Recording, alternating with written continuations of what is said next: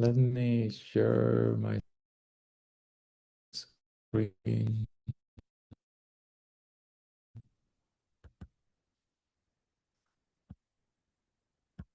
All right, can you see the full screen? Oh, Yes, yes. we can see the outline slide. Thank you so much. So today I'm going to present pretty much the basics of large language models. The goal is to try to make sense of how they work and what they are doing. You have probably heard that they are black boxes and it's difficult to understand how they work. That's actually very true, but also in a sense very false. We do know how they work in the sense that we do know how they have been built. What is very difficult to understand sometimes is why they do what they do, because the models are very difficult to interpret in the sense that we don't know why they answer how they answer. And I'm going to try to make sense of that. If you don't have it, maybe give it a try. There is a great tool that was developed by Gemini, which is part of it's the Google the Google AI. It's actually Notebook LM is a different service that Google offer. Google is famous for putting names to things that then they change, and it's very confusing to understand what exactly they are doing. But Notebook LM is this AI interface that allows you to talk to documents. It's very handy for putting a paper or putting lecture notes and then asking questions about the document. What is very good about it is that it's grounded in the document, so it doesn't hallucinate as much, it doesn't make mistakes. It answers based on the document. And it also has these cool tools that you can create an infographic or quizzes, and you can ask it to review the document for you. And it also allows you to do a podcast of the document, and you can give it instructions of how you want the podcast to be made. So I used the slides for today's presentation and I asked it to make a podcast of the presentation. And it's actually fairly good. I also asked it to explain a little bit more certain things that I don't have time to explain. So actually, you can listen to the podcast of this presentation as well, and you can see as well the power of these AI tools and how useful they can be. I'm going to mention a little bit about how you need to check everything and how useful they can be, and also how much of a waste of time they can be, because sometimes they actually don't save any time. In this particular presentation, I listened to it this morning and I found maybe one or two things that I wouldn't explain it that way, but it's actually a fairly decent uh, podcast. Language models today, which is also called the generative AI. AI has quickly become this buzzword that everybody's talking AI, and it always happens in science and other areas in which we start using whatever buzzword is the new buzzword. But AI it's kind of like a old new thing. LLMs are based on deep neural networks. We used to be a branch of cognitive science, later machine learning. It could be also considered part of natural language processing. Now we call everything AI, and it has become confusing in study sections when reviewing grants that now everything is called AI. 10 years ago, we used to call everything machine learning. 20 years ago, it was just statistics or different fields. So be careful with that. So today I'm talking about large language models. The example of the older AI, for example, is the 2024 Nobel Prize in Chemistry was given to three people. One of them was Demis Hassabis. He's an AI person. He's the head of DeepMind, which is now part of Google. And that was about predicting how proteins are going to fold. And they use tools that are very similar to the tools that are used for large language models, but they're very applied to one specific task, which was prediction of the protein folding. So don't get confused. The terms are a little bit confusing. So today I'm going to do only large language models. And to introduce the topic, you probably are familiar with linear regression and statistics. This is a graph of that I got from the 2019 Medical Expenditure Panel Survey. And in the x-axis is age, in the y-axis is total healthcare expenditure. So this is total healthcare expenditure in 2019 for everybody who is in the max. There's about 17,000 points here. It's very difficult to see a pattern. We expect that age is highly associated with total expenditures. Usually it's going to be is going to increase with age. I mean, the older the person, the more they utilize healthcare and the more they are going to spend. Because it's complicated to see patterns just looking at a plot, we usually give the problem, we simplify the problem and give it a structure. So this is a functional form for a linear regression that we can use linear regression to estimate the expected expenditure conditional on age. Usually, linear regression wouldn't be the best tool in this particular problem because total healthcare expenditure is very skewed, doesn't distribute normal. That wouldn't affect the coefficients, but that affect the standard errors that we can estimate. We can also use another model to simplify the problem and predict the pattern, and we could use a nonlinear regression in which we assume that the impact of age on expenditure is not a line, it's probably going to be a curve, which means that the effect of one extra year of age is going to depend on age. It's not going to be the same at 10, it's going to be different at 40, and it's going to be different at 60. So the parameters beta 0, beta 1, alpha 0, alpha 1, and alpha 2 are estimated using many techniques. You have probably seen OLS or maximum likelihood estimate. The key that I want to emphasize is that we have reduced or summarized a very complex and hard to see relationship into very simple curves that can be interpreted. There are non-parametric models that often relax functional form assumptions, so we don't need to assume a structure. We can let the data give us the structure. Um, the thing that is that we could use different wording to explain what we just did. For example, we could say that the pattern is now encoded in the parameters. So we have estimated these models and we see that there's a clear pattern in which the older the person, the higher the expenditure. The red line is the linear model, the curve is the nonlinear model. The curve always fits better in this type of data, but we don't say in traditional statistics in this way, but we could think about that. We just encoded that pattern into a very small number of parameters. Rather than having 17,000 points, we have reduced everything to 3 parameters or 4 parameters in this case. The other way is that we could borrow language from machine learning and say that the models have learned the pattern and they have been trained to identify the pattern. This is the part that makes talking about AI confusing because you hear that the models are learning from their experience. The models are trained to estimate something. But in traditional statistics, we would have said we just estimated a bunch of parameters make to explain something or to predict something. But be careful with the language when we say in this area that the models have learned. We don't mean the same as a human learning. AI mimics humans, but the learning of the AI is very different than the learning of a human. The learning of the AI, we are going to see in a second how these models have been developed. There's another task that we can give the model. We can estimate the model, get numbers for all the parameters, and then we can plug in specific ages and we are going to get predictions. So in this example, using the nonlinear model, what is the average expenditure for a person who is 70 years old? We just use the parameters that we just estimate and plug in a 70, and we arrive to $13,000, which is the healthcare expenditures into 2019. Inference, when we are dealing with prediction, inference takes a different meaning. Remember, in traditional statistics, the idea is that there is a population.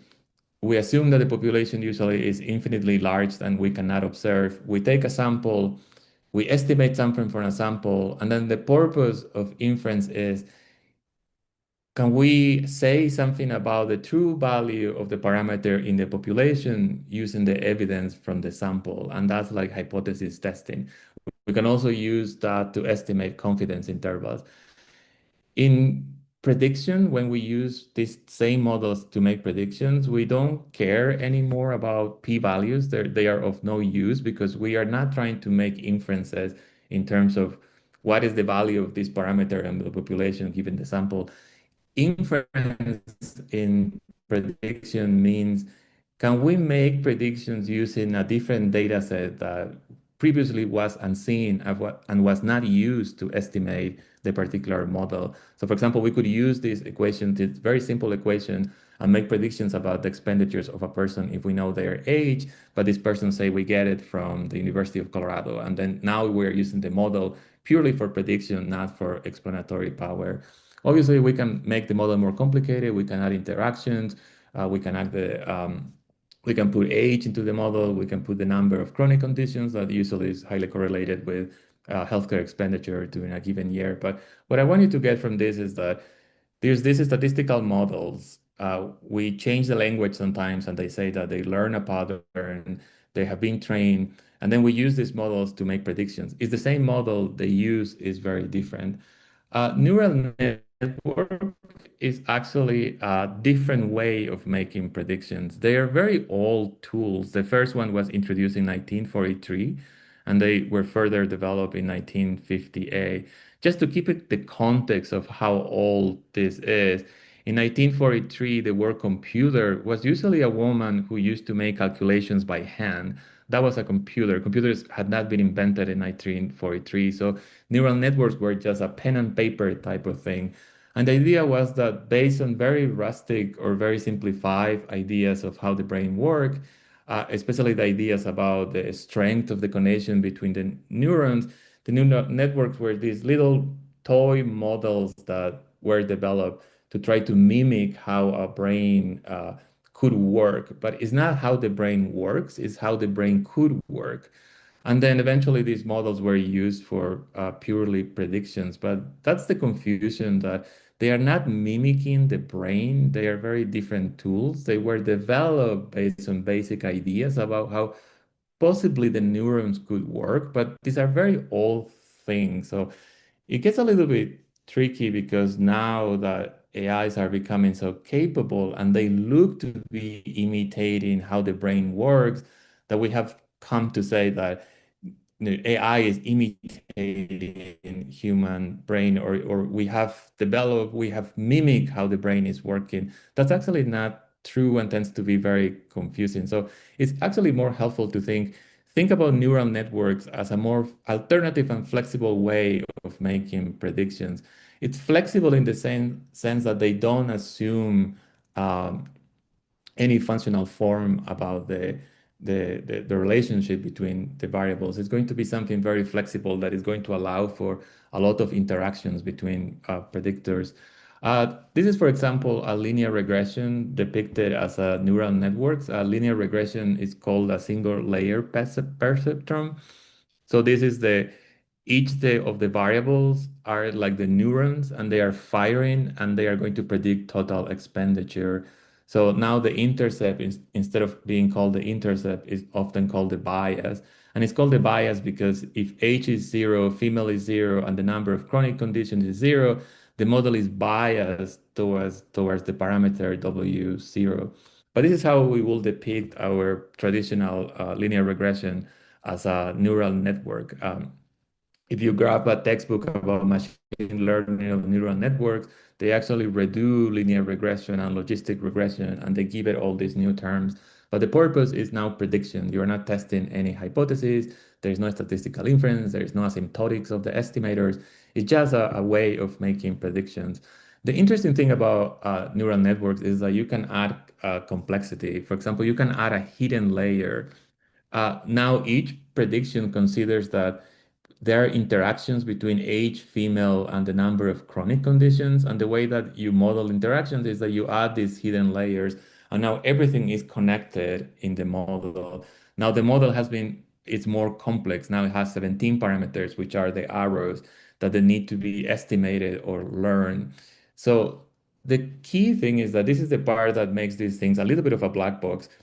With the traditional models, it's very easy to interpret the parameters. There's ways you can do calculus and you can say, okay, beta 1 is the effect of age when age increases by 1 year and something like that. It's a lot harder in even this very simple model to say this particular arrow that is going to be a number, this is how you could interpret.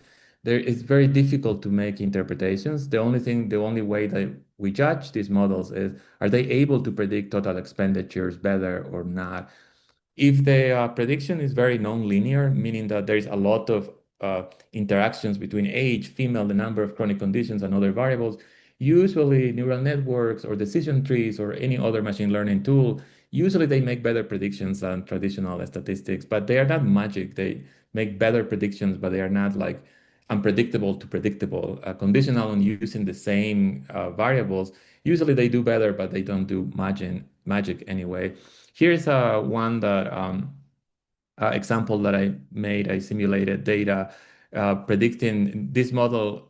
Instead of predicting total expenditure, is predicting the probability of diabetes, and is using age, BMI, and glucose are the only predictors. And then the hidden layer is interacting all the variables, and the color, the the the the weight of the color is the importance that that variable has in predicting diabetes. But again, each parameter becomes a little bit difficult to estimate.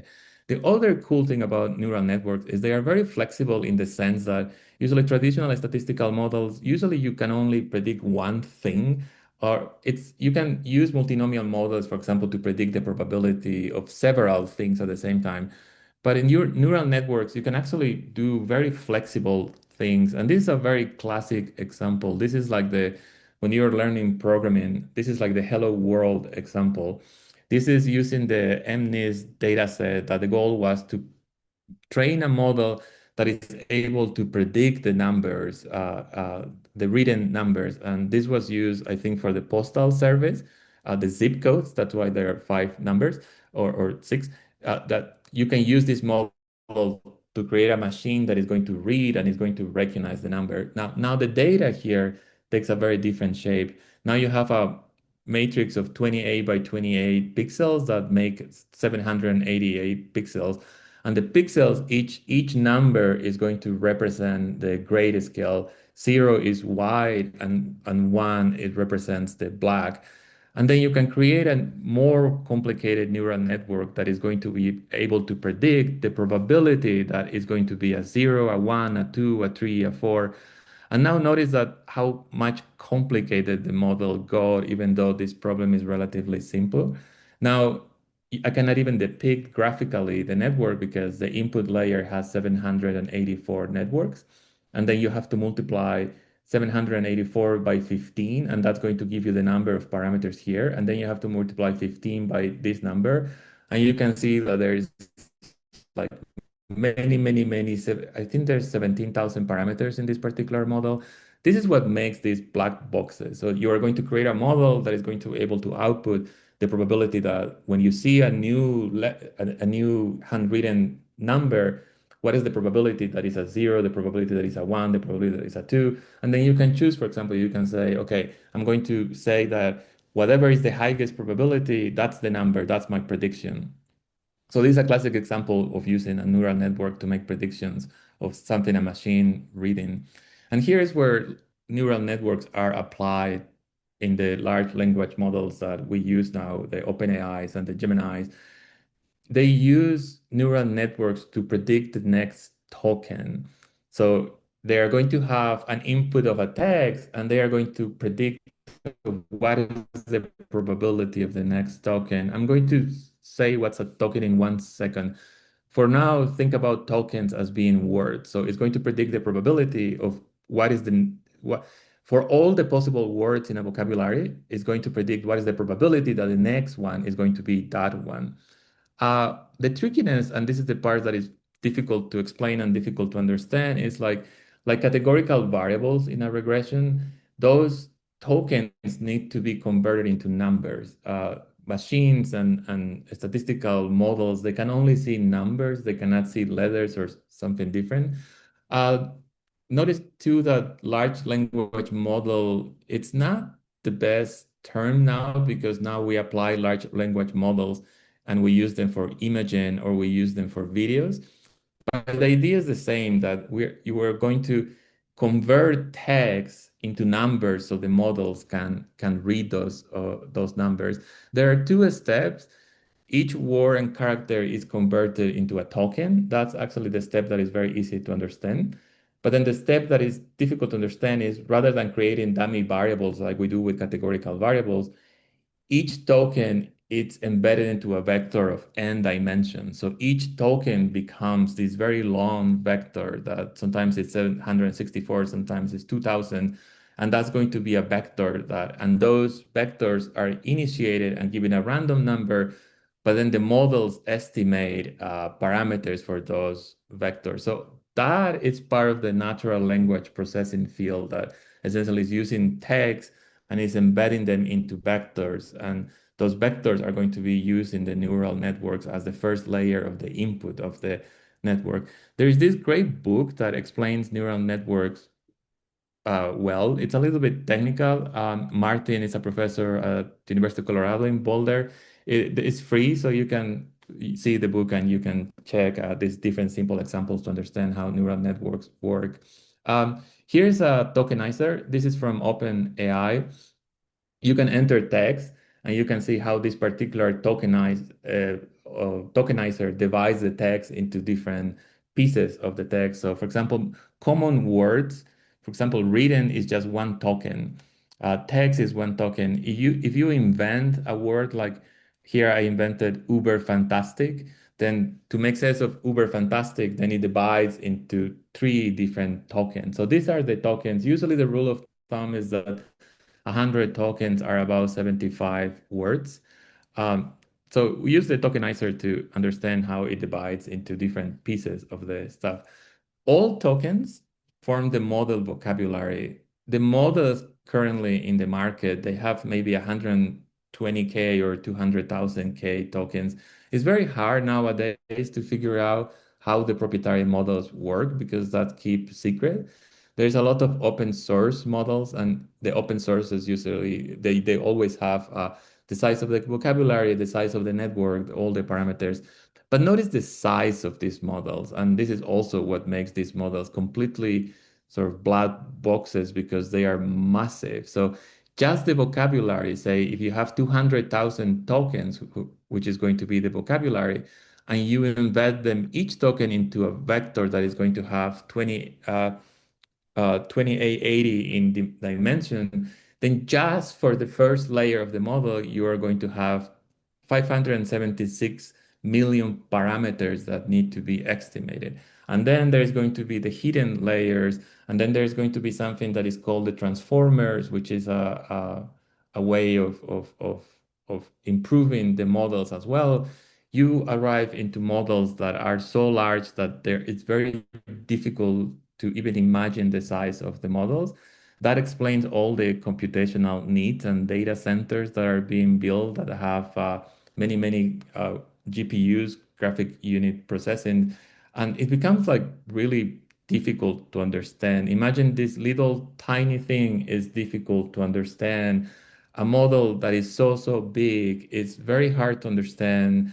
It is very hard to imagine in our heads how this model works. Sometimes when you hear people talking about AI, they make um, comparisons with the size of these models with the size of the neurons in the brains and whether the models are large like the human brain or they are not as large of the human brain. Just remember, be careful with those comparisons. They are interesting, but remember that this is not mimicking the human brain the way that a brain works. Is going to end up mimicking things that humans do, but that's actually different because it's resulting in something that mimics human behavior in human language, but not something that is mimicking human brain. Here's the part that it's interesting. So there is something that called the pre-trained model and then the post-trained model. In a pre-trained model, at each turn, say if the vocabulary is 200,000, the model predicts 200,000 probabilities. And then there's a sampling scheme that tells the model is like, okay, choose this particular word. These models don't predict the word that has the token that has the highest probability. Usually the sampling schemes are done so it chooses one of the tokens that has it's in maybe in a region that has a high probability. The idea is that if you always choose the token that is the most likely, you're going to have models that are too deterministic, too boring. You're always going to get sort of the same answer, and they are not going to be creative. If you connect or if you use open source models, or if you connect through an API to some of the proprietary models like OpenAI or Gemini, sometimes you can control the sampling scheme and you can make the models be a little bit more deterministic or a little bit more creative. And it sometimes, the models are going to come up with new interesting things if you change the sampling scheme. The other thing to understand is that I think that this causes confusion sometimes is that the models itself, they don't store the information that has been used for their training. The model itself is the billions or millions of parameters that have been estimated. So to make predictions, they are going to get text as an input, and then they are going to come up with a prediction and the next word. And then they are going to use the previous text as the input to make predictions about the next token. I'm going to show you some examples. Some of the interesting things about this, that it's a very fascinating field, natural language processing, is that once those vectors that I mentioned that each token is embedded into, they actually end up capturing meaning and semantic meaning. And this is a classic example of the math that you can do. Uh, if you have a king, if you have a vector that represent the words the king, and you subtract from the king the word that means a man, what you get is the essence of being a king minus the man, that what makes a person male. And then if you add a plus and you say woman, the vector that you're going to get is going to be a queen. And this kind of thing is really fascinating. Here's a graphical representation. You can check this and play with a little bit demo of this. They do it. Remember, the vectors have very long dimensions, so we cannot show a graph that has more than 3 dimensions. So they compress the vectors to being able to represent the vectors in 3D. And it's very interesting. You can play with go here and check this and go to the bottom of the paper or Google the name of the paper, and you're going to arrive to a website that allows you to play with these things and see how a model has been trained to represent the meaning of words. um, a little bit of a digression. Uh, if you want to test the models, give them a little bit of word play games or something like that. I have a very old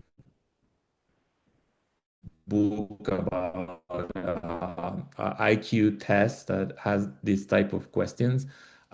They use don't repeat exactly the content of the text that they have been used for learning. This is also that it's controlled by the sampling parameters. But play with these things, for example, enter something similar, and you're going to see that the models actually are really, really good at understanding meaning.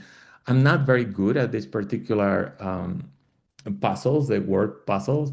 So for me, any of these two is actually a very difficult task to complete, but it's actually a piece of cake for a lot of the proprietary and frontier models. The best models that are out there are very good at understanding meaning. That's why they are very good at summarizing information, writing some basic stuff, because they have all those models have captured the meaning and the way that people talk and the way that people write. Remember that for training these models, companies have used everything that humans have ever written or talk. They have scraped YouTube videos. They have transcribed YouTube videos. I sometimes use something that is called the Whisper AI. Is the tool that OpenAI used to scrape all the YouTube videos. So they scrape the videos, they transcribe them, and they use that for training. They have used books for training. Anthropic, one of the companies, agreed to pay $2 billion, I believe, because they use a, a judge ruled that it's legal for AI companies to use books for training. However, what is not legal is that they must pay for the books. Anthropic was caught by using a data set of pirate books, and they had used that for training. So they have used books, they have used uh, websites, they have used Reddit, they have used everything that humans have written. And one of the reasons is that the larger the models, the larger the parameters of the model, the larger the data set that is needed for training this model. So it's a little bit of a strange world. This brings us to the scaling laws. This is from a very famous paper in 2020 by Robert, I believe it's Robert Kaplan. This shows essentially this graph explains two things: why models are better now and the race to increase the size of the models. The reason why so many data centers are being built. Remember, there are two reasons why data centers are needed. One is to train the models, in other words, to make the models read all this information. That takes months of work for the models. But then the other part, the part that uses a lot of energy, is every time we enter a prompt into one of these models, then the models have to be used to make inferences. So that's the other side, that the more users there are for AI, the more data centers that have to build. But one of the main reasons that data centers are being built for training and they are getting bigger is that in this paper they show that the bigger the models, the best they become our prediction. So this is the test laws is you can interpret this as how good the models are for prediction. So the more compute, which means that the more computing power is used, the larger the data set that is used for training and the larger the number of parameters. And look at the size of these parameters. They are in the trillions of parameters. The better the models get, the better they are at prediction.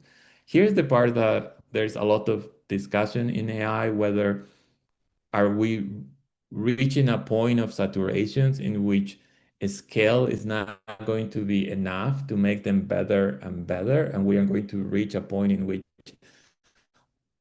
we need a new technology to make the models better because scaling laws are not enough.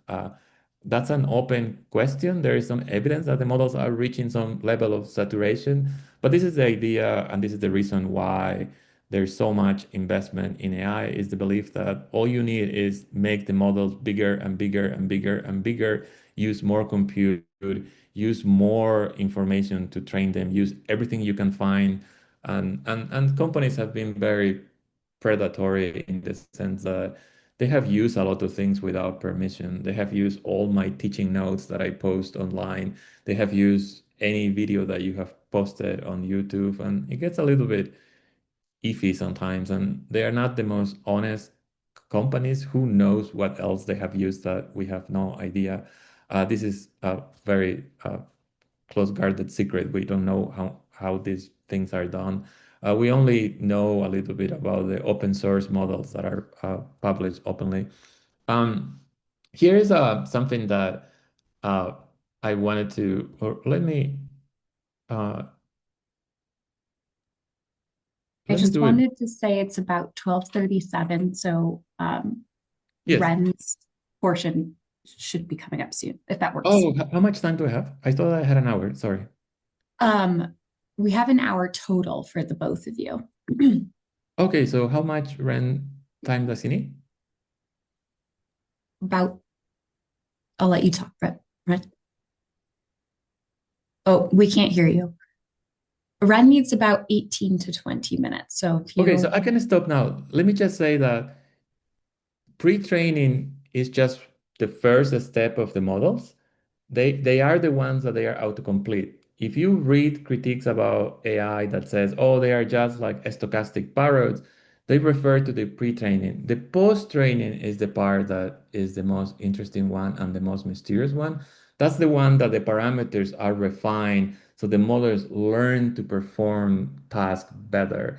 And that's that's also extremely expensive because that many times requires humans that either create an prompt and create an output, or it requires humans that are going to rate the answers. That's also what makes the models too psychopathic in terms that people like to be praised and people like to be told that they are right.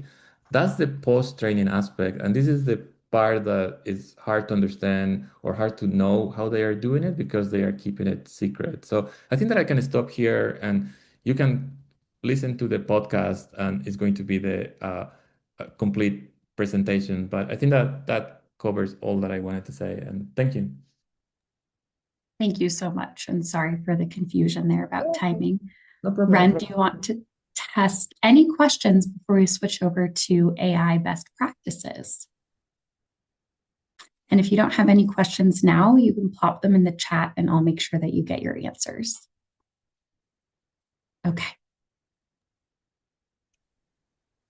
All right. Can you guys hear me? Yes, now we can hear you. Good. Right. I'm going to go ahead and share my slides. Are we looking at current best practices? Great. Okay.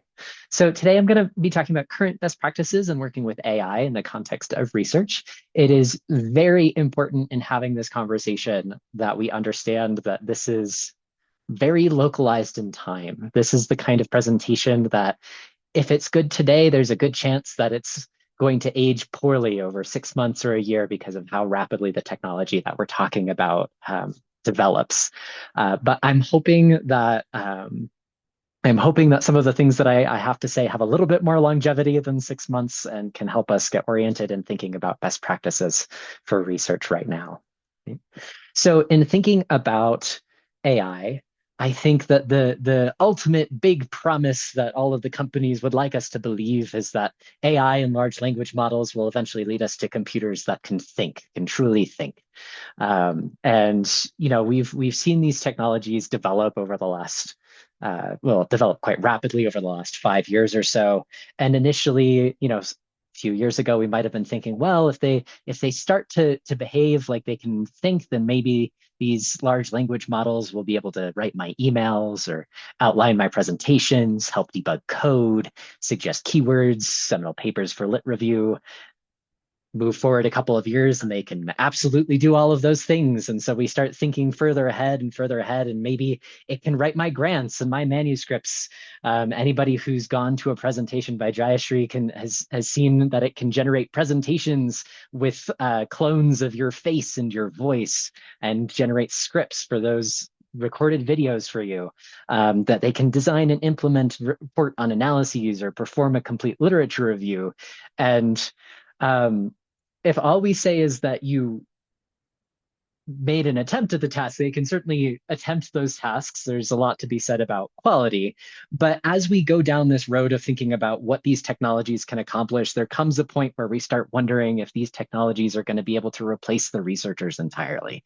And the point of my talk, to a certain extent, is to be like, now hold up. No, we have not gotten that far. There may be a time, whether that's in a year or a decade or a century, where these technologies really have reached the point where they can do research at the level that we do research as a community. But right now, they are just mimicking the behavior that they find in training data. Oftentimes, that training data is from the internet, and that is not where we want to learn our best scientific practices. So these models can give good predictions, good mimicry, producing good predictions, but it is mimicry of what it thinks we are doing and what it thinks we want, rather than actually any capacity to do good science at this point. So at this moment in time, regardless of how technology develops over the coming years, we, the researchers, are still responsible for doing good science. The buck stops with us, not with ChatGPT. Right? So in the face of rapidly developing, but a not yet fully realized dream of what AI and large language models can do, it is important to not get carried away by fancy and have some guardrails in place for best practice as we carry out our research. And the purpose of this talk is to review some appropriate guardrails that are relevant at this particular moment in time. And again, we expect that whatever I say today, it is going to age over the coming years. This technology is developing rapidly, but hopefully it is good for the moment and maybe a couple of years, right? So just to keep us oriented, as researchers, we're accountable for a number of things, but some of those might be patient privacy, scientific rigor, ethical integrity, and developing and exercising our expertise in order to further scientific missions. And if we're not careful, we are liable to treat the promise of AI as a call to delegate this accountability to AI and large language model tools. And we cannot do that at this point. Those tools are not capable of doing a lot of what it is we need to do as researchers. So I want to talk about some guiding principles for thinking about research very generally. And then I also want to talk a little bit about the practice of data science in particular later on. But I would be remiss if I did not first touch on university policy and resources. I am going to talk about Anschutz specific, but if you go to the information strategies and services page, there is a link on my slides. I can also throw this link in the chat if people want it. Then we can get the university's perspective on what AI is, what best practices might look like, and what policies are guiding its use. If you are someone who wants to use AI and large language models in the course of your research, it is important to be familiar with this. If you navigate to using AI responsibly, it will give you information about tools that we are allowed to use for confidential and highly confidential information, whether you're thinking about HIPAA or FERPA.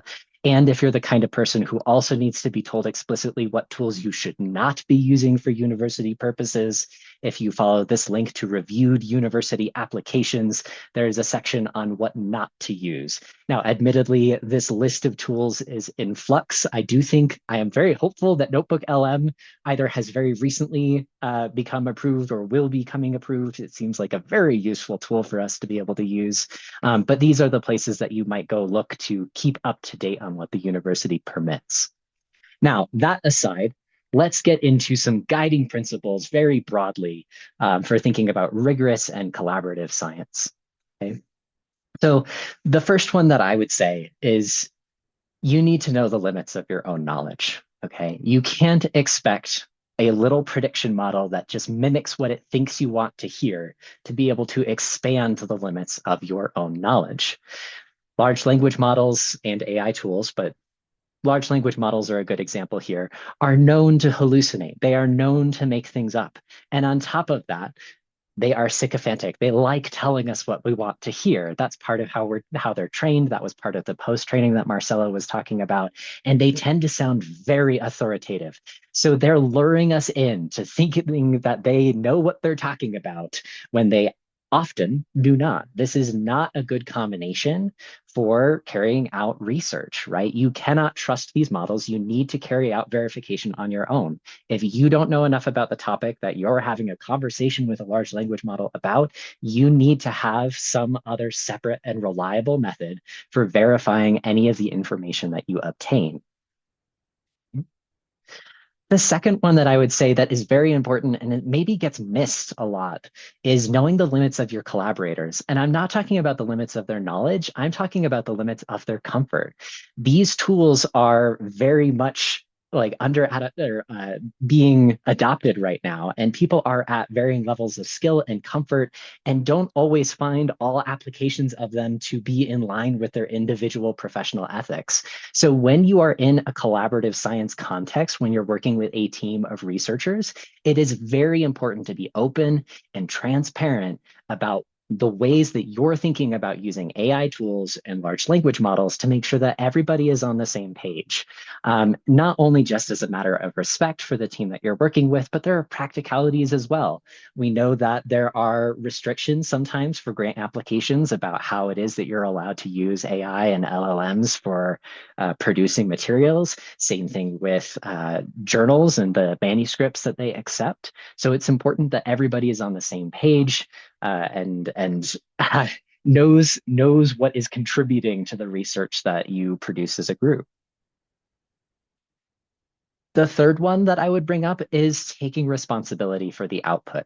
The debate has been had, the results are in, large language models are not authors, right? They cannot be held accountable for what they produce. You are accountable for what is produced when you perform research if you are using AI and large language models. So by design, because these large language models are mimicking the behavior and the style of conversations and responses that people produce, they are prone to plagiarizing what other researchers have said. And it's very important if, for example, you have large language models produce large sections of text, that you treat that as though it has been directly lifted from something. You need to work with whatever it has produced long enough to make it your own work, right? And a very it's a separate but related idea, taking responsibility for the output. If we're talking about large language models and AI tools as prediction models, another word for prediction is guessing. In the context of research, guessing isn't always a bad thing, right? That's hypothesizing, and it's important to come up with good hypotheses, but that is a very limited scope in which it is appropriate to just come up with an idea. The broader context of research, if you think about the full scope of what research entails, you shouldn't be relying entirely on guesses. This is where you and your team's expertise become really important in the course of the research that you're doing. Okay. The fourth one that I would bring up is trust and foster the complementary domains of expertise in your team. So to use an example, I am a PhD mathematician, and I work a lot with pulmonologists. And so it's not infrequently that there is a thing that I need to communicate, and the language that I would use to do that naturally does not make any sense to the pulmonologist that I'm trying to talk to. And so one of the things that large language models might be really good at is I can put down very clearly, this is what I want to communicate in mathematical terms. How do I think about communicating this with a pulmonologist in a way that they will understand, but retains all of the important information that I'm thinking about? You can use these tools to tighten your team and bring things together, especially in a multidisciplinary context where everybody has different areas of expertise and background. But you also want to be careful that there's a flip side to this. Large language models and AI tools do not form a good basis to challenge the expertise of your team, right? These models are not, at this point in time, high enough quality to provide expertise to argue with somebody who has training and qualifications, right? So I've seen this happen with some collaborative teams. I have seen people use things like Copilot in this way, and it degrades the dynamic of your team. It degrades the research that your team produces. It's really important to make sure that however you're using it, it supports your team, not just your individual contributions. And the fifth one is, okay, I'm giving you guiding principles and thinking about guardrails so that we don't go crazy with large language models, but you also need to not be afraid to use them and to learn, right? We have some very new powerful tools that are in development and being disseminated and incorporated into our research processes, and science has never benefited from pretending that we don't have resources available when we do. So it's important to really jump in and try and start learning about what can these tools do for you? How can they support your research? What are some of the dangers that they present, but also what are some of the successes and really supportive tasks that they can perform for you? Don't be afraid to jump in. Okay. So those are some really broad guiding principles for thinking about doing research with AI and large language models very generally, but it's CU Data Week. I want to talk about data science. I want to think about a little bit about coding and analysis as well to get a little bit more specific. But I'm going to talk about some things that I and some of my colleagues think these models do well right now, and some of the things we think they do not do well. And that means that this is a highly localized in time portion of this talk. Again, in 6 months, it could be radically different, but this is a start to give us an idea of what can these tools do right now. So the first thing that I would say is that large language models are particularly adept at understanding, generating, and revising code. Why is that? Coding languages are very highly structured languages that are limited in the scope of their meaning. And so if we think about how hard it is for a large language model to learn that very highly structured and specific nature of communication with code as compared to a language like English, right? Which is 3 languages in a trench coat, let's be honest. Code is much, much easier for these models to learn and understand to a limited extent. When I say understand, I really mean represent in a successful and useful way, right? So large language models are very excellent at tasks like if you give it a snippet of code and you want a small thing changed, maybe it's producing a graph and you want the plot or the legend to be moved somewhere else, or you want the color scale to be changed, you give it that snippet of code, you say what you want to have changed, it will give you back a snippet of code, and 99% of the time it's going to do exactly what it is that you asked it to do. It's great at those kinds of tasks. Translating a code snippet from one programming language to another, I'm primarily an R user, but I do a lot of work in Python. Sometimes it's easy for me to code exactly what I want in R, and I just give it to Copilot and say, put this in Python. And I can check that it does the same thing. It's very good at doing those translation tasks, adding comments and documentations to coding scripts, functionalizing common data management and modeling steps, a lot of very simple, concrete, and specific coding tasks large language models are fabulous at. But one of the things that ties all of these examples I'm talking about together is that they each involve prompting the model with current code you already have. So you give it something good to start with. It's not starting from scratch. And you have a very specific thing that you ask it to change. It's fabulous at that. Okay. There are some things that it's a little bit riskier to use it for. And when I say risky, I don't mean, oh, things are going to explode if you try this. I mean, just the chances that you get responses that are not helpful or that are hallucinations are higher. Still go ahead and give them a try. I do all of these things. Okay. It might be something like understanding error codes and debugging. I would say about 50% of the time that an error crops up in my code, I can copy that error, put it in Copilot, and it will tell me what the problem was and I can go fix it. The other 50% of the time, I'm working with code that is too new and too recent for the model to have a good representation of those new developments in the code that I'm using. And so it provides obsolete suggestions or just doesn't have any useful suggestions at all. Right? So it's important to keep in mind these models sometimes have a limited time window that they are familiar with. Requesting package suggestions with a desired functionality is hit and miss. Sometimes it gives you exactly what you want. Sometimes it falls into the sycophancy of you've told it what you want. So it says, okay, I have that thing. Here it is. And it completely made it up. The package doesn't exist, or the function within that package doesn't exist. So hit and miss, worth trying, but don't expect it to be reliable here. And then the last one I would say is asking a large language model to generate code from scratch to perform custom tasks. So concrete and specific, but custom tasks starting from scratch. Anytime you ask it to generate code from scratch, it's really going to be important to go through a verification process. A lot of people think that if the code that Copilot generates for you runs, then it must work. Running and working are two different things. Running means that there weren't any errors so awful that it critically failed and just gave up. Working means it actually did what you wanted it to do. That's a different step. That is a different standard. You need to go and check by either verifying the output of the code or having the expertise to review whatever it puts out, right? So there's usually a lot more work that goes into that last application. And for the moment, there are a couple of tasks that I would say we should probably currently avoid. Generating an entire analysis pipeline from a data set without any specific direction of what it ought to be doing.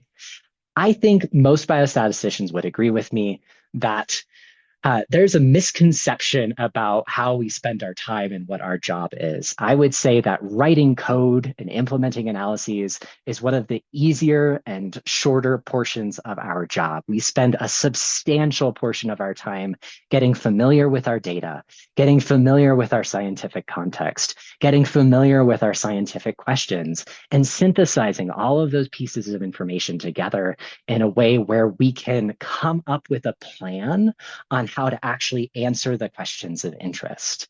And that is where our expertise lies. And that is expertise that we should not try to offload on large language models at this point in time. They do not have the capacity to do that well. The coding is easy. The large language models often do pretty well at the coding, but developing understanding and planning what it should do is hard, nuanced, complex. And large language models often will not do well at this task. And if you do not have the expertise to check it, you may not notice that it has done a bad job. Okay. I would also say there are some things to be curious about, right? So soliciting suggestions of what a large language model thinks you should do is actually really fun. And sometimes it can be really useful. So saying, what's a different model that I should consider in this application? Or what's a new package that I should try? Um, Telling it, here's the approach that I took, critique my approach. How could it go better? What's a cutting edge approach for this hard analytic problem that I'm working on? You can get some really interesting ideas, but then you need to go and research them the old fashioned way and verify the information that you've been provided. So all of those things said, the guiding principles still apply. You still have to know the limits of your own knowledge to be able to work effectively with large language models, to know that what it's producing is actually correct and useful and appropriate. You still need to know the limits of your collaborators and make sure you're being open and transparent about your usage and respectful of your collaborators' limits. You need to take responsibility for anything it produces that you decide that you'd like to use. You need to make sure that however you're using it, it fosters your team dynamic rather than fracturing it. And don't be afraid to try new things, right? I'm putting a lot of guardrails and cautionary bits out there, but it's also really important to jump in, give it a go, and see what happens. And I just want to say thanks because a lot of those the data science section came from colleagues at the Center for Innovative Design and Analysis who were thinking about what worked and didn't work in their workflows, and I stole liberally for that piece. So thank you to them. Thank you, Ren. I know we are at an hour. We did have one question in the chat that would be interesting to get you or Marcelo's input on. But there's the question of, they were wondering if you could speak on the environmental impact and climate responsible use of these various generative AI tools, and just the worry of using a lot of resources with these tools now and moving forward. Yeah, environmental ethics. If I'm being perfectly honest, at this specific point in time, I have buried my head in the sand. And that's not a good response. That is not the answer I want to be giving to you in a year. But these are very resource intensive. I think that there are different portions of model building versus model use that are different magnitudes of intensive in their resource use.